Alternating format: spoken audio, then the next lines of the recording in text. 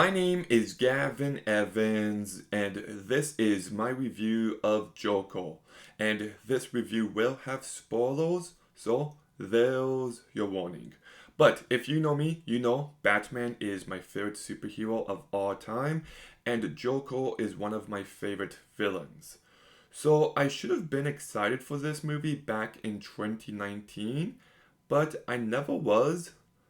I prefer it when comic book movies lean into their comic book nature, and this is a movie that felt ashamed to be based on a comic book. It shies away from it as much as possible, but it still could have been a compelling character study, so I still went into it with an open mind. And I've never gotten the love this movie has received. I rewatched it and I still think it's a bad movie. So let's begin talking about the cast. And Joaquin Phoenix is fantastic in this movie. He won an Oscar, and I can't say I'm upset by the choice. He just showcases so much range and he does everything he needs to flawlessly. But then we get to the rest of the cast, where almost no one else is given any material to work with. Robert De Niro does a perfectly fine job, but he's barely in the movie. Zazie Beetz really has nothing to do.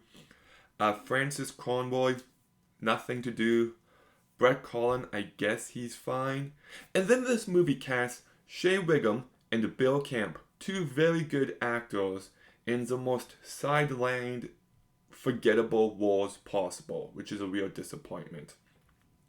The movie is beautifully shot. The cinematography by Lawrence Schill is top notch, and I do think there's good ideas here about how society treats the mentally ill, the lower class people, the abused, the broken, and how society's treatment of them can eventually radicalize them.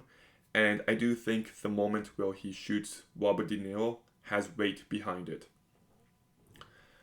But I've got so many issues with this movie, and this is Todd Phillips' first pure drama he's directing. Up until this point, he did Old School, World Trip, The Hangover Trilogy, Starsky and Hutch, Due Date, and then War Dogs.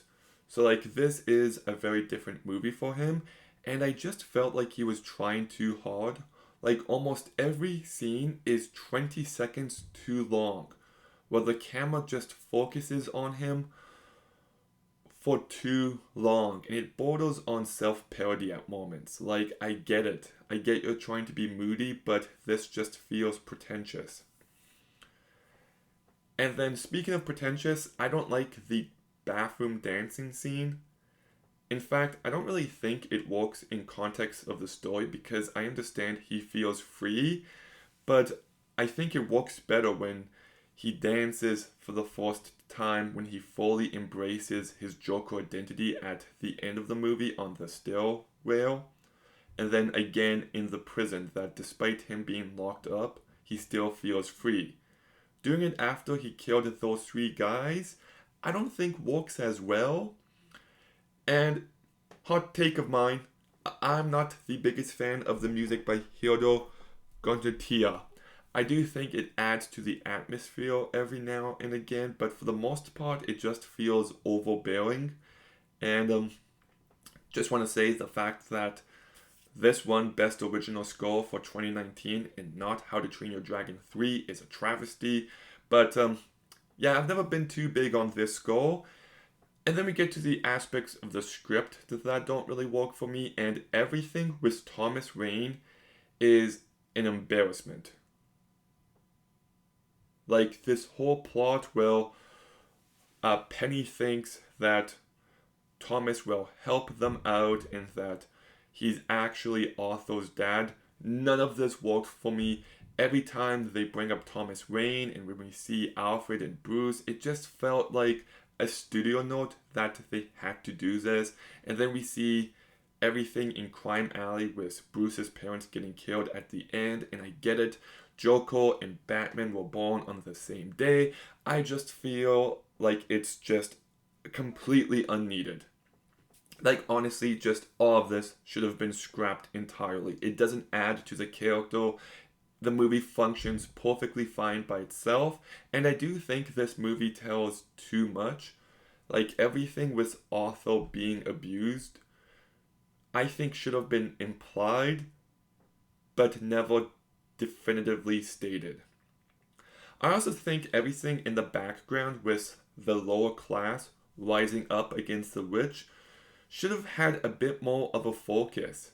Like, it would have been great if after Arthur killed those three guys, we see newspapers throughout the movies of other clowns killing other rich people because he accidentally started a movement. So, like, I don't know, like, I feel like there's good ideas here, but it just feels like it focuses on the wrong aspects, and it just feels like a bit of a mess. I do think almost every scene goes on too long, but Walking Phoenix does carry this movie incredibly well. There is some impressive aspects, so I'll still give Joker a 4 out of 10. Okay, have you seen Joker? What did you think about it? Let me know in the comments down below. Make sure you like, comment, subscribe, stay tuned for more videos soon, and Gavin out.